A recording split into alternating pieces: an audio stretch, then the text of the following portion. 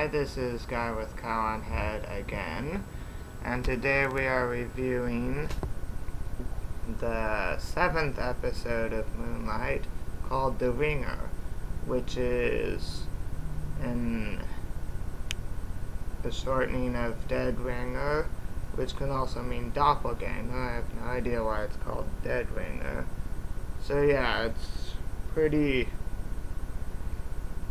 strange concept. Nick thinks that everything is going fine, and then his ex shows up. But his ex should be dead. So who is this woman who looks just like Coraline? Well, she calls herself Morgan. She's a reporter at BuzzWire. She was in a scuffle and had her camera stolen. Nick meets her at a crime scene of a fire. Nick reminds us that Coraline is supposed to be dead because he had killed her, also in a fire, since she's a vampire. After inspecting more with Morgan, this human, they confirm that yes, she is a human, and Nick is convinced still that it's Coraline who somehow became a human, and he thinks there might be a cure for being a vampire. So we find out more as the series progresses.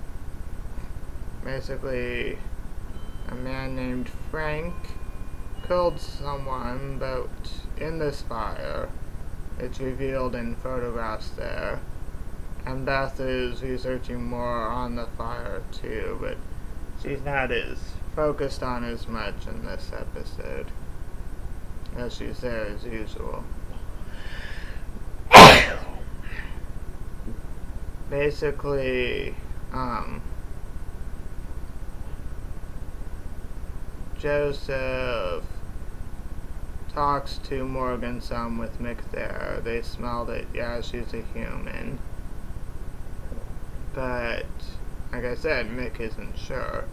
He also notices that Coraline would have a fleur-de-lis tattoo, or fleur-de-lis? I forget how it's pronounced. Anyways, with this tattoo, if he can find this tattoo, then that'll reveal that she is, in fact, Coraline, this human calling herself Morgan. Flashbacks also reveal more of how Mick the human fell in love with Coraline, or at least fell in lust. And it was a passionate affair that drove him to do things he wouldn't otherwise do. His thoughts about Coraline make him feel like he's going insane. And basically, besides the fact that she stood him up 3 times, he shows up to her house drunk and breaks into it, and then they make out. Because apparently most women make out with guys who drunkenly break into their house while they're there, and then, yeah, some television relationships are very messed up, and this one's no exception.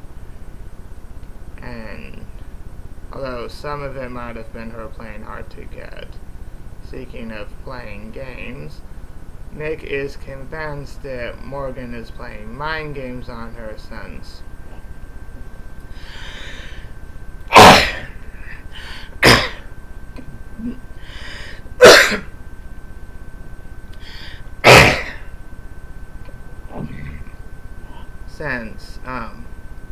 sorry about this. Since she plays a song called Ain't That Just Like a Woman, something he remembers playing in the background and doing stuff back when he was with Coraline. So why would Morgan be doing this? Because Morgan even admits that she wouldn't want to die in a fire. Of course, more relating to Corling's death is that Mick reveals he never looked for the ashes. So, kind of interesting and weird that there wouldn't be ashes even on a dead vampire. Because apparently vampires would leave ashes when they die in fire. Basically,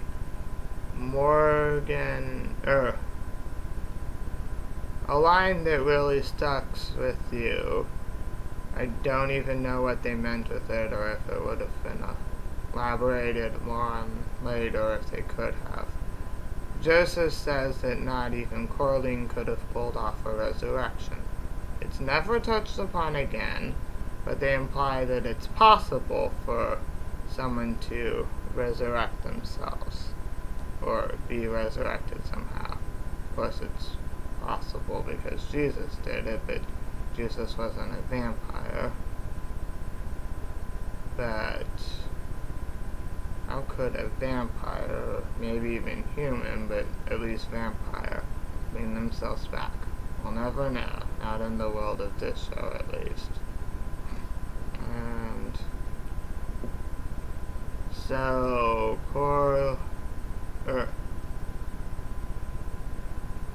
so with the rest of the crime, it finds out that Frank the killer had faked his death, and he goes to attack people, and Mick goes vampire mode on Frank in order to defend himself and attack. He also goes to where Morgan is and doesn't see a tattoo where it's supposed to be. And then he's no longer convinced that she's Corling.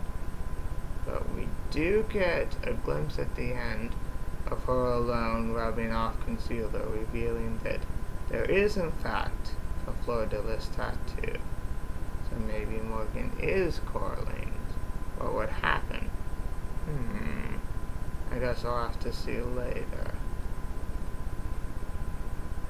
So, let me just check to see if there's any other notable tidbits of this episode.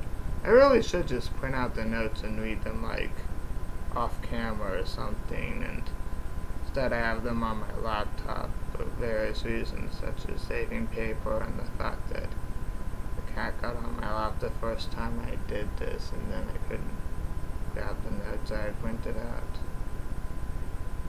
Anyways, I'm gonna check the notes now to see if there's any notable things I forgot. Okay, so basically, Frank the killer in the episode is still at large. I don't think he's ever seen again.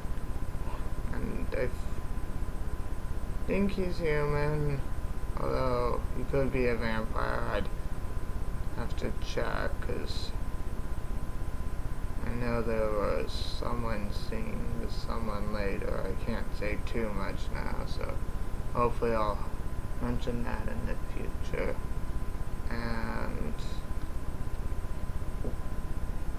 I forget how Mick got Morgan's camera back, but that was something revealed, and Mick mentions to Morgan about coming back from the dead.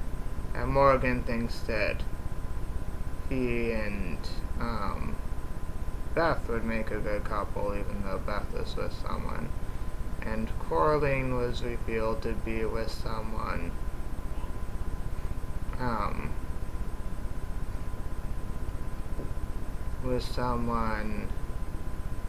or possibly with someone back when Nick was pursuing her all the way back then. And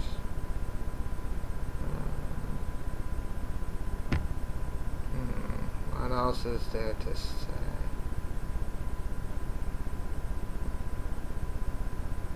Basically, Joseph did help with the case.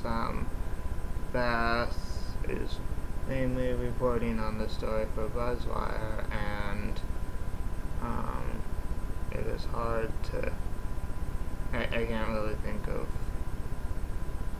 much else to say. I don't think there's other important things, so might as well just end the review here, and we'll see what happens and whether Morgan is Coraline or something else weird is going on.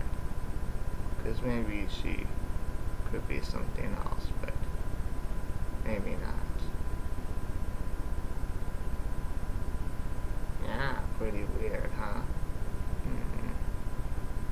What could be going on? Guess I'll have to wait and see. And I will let you go now.